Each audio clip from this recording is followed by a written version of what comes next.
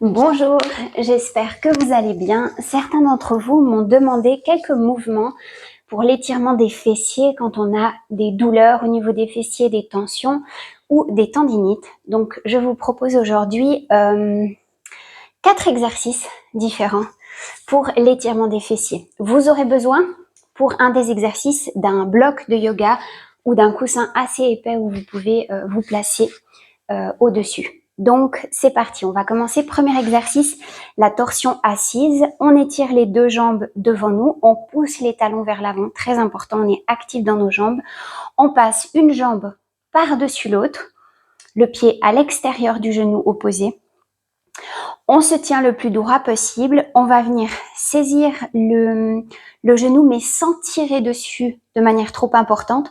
On va faire la torsion à la force de ses abdominaux tout en gardant le dos bien allongé. Et on va rester ici. Si on a l'impression qu'on va trop tirer sur la jambe, je vous propose de poser vos avant-bras l'un sur l'autre. On twist sur le côté. On garde le pied bien actif au sol et on reste ici. Ok. Très bien. Même chose de l'autre côté, pied à l'extérieur du genou, les deux avant-bras l'un par-dessus l'autre et on twist. Si vous vous sentez de venir prendre la jambe, vous allez sentir un petit peu plus l'étirement dans les fessiers, mais on ne tire pas trop fort non plus. On reste dans quelque chose de où on sent l'étirement, mais on va pas jusqu'à la douleur. Et on respire profondément, toujours sur un dos très allongé. Ok, deuxième mouvement, la tête de vache. On va ramener un genou en dessous, puis un genou en dessus et on va essayer de les aligner. Si c'est pas possible, aucun souci, vous gardez le pied au sol et vous gardez la jambe fléchie. Ici, vous allez sentir vraiment un étirement très puissant au niveau des hanches. C'est vraiment un exercice qui va aussi calmer votre système nerveux. J'adore cet exercice. Si vous voulez plus d'intensité, vous vous penchez légèrement vers l'avant avec toujours le dos bien allongé. Ok ? Vous pouvez utiliser un bloc à placer sous les genoux ou entre les genoux si vous aviez besoin d'une compensation. Et même chose de l'autre côté, genou dessus, genou dessous.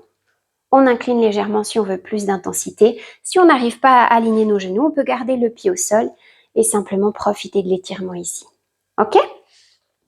Troisième mouvement, le mouvement du pigeon. C'est ici qu'on va se servir du bloc pour avoir une posture un petit peu plus alignée. On démarre à 4 pattes.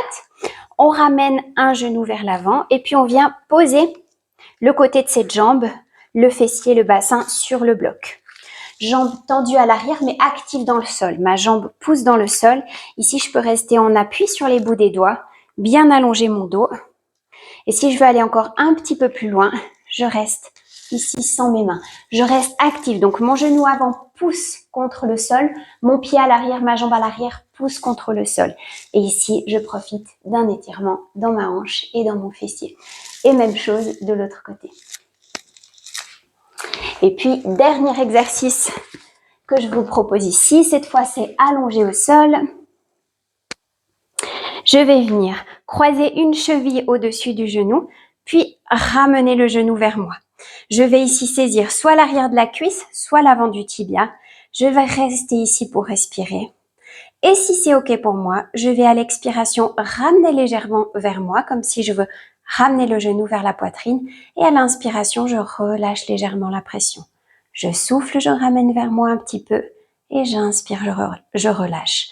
Toujours un petit mouvement, quelque chose de tout doux, de tout léger, une toute petite amplitude. Et puis évidemment, même chose de l'autre côté.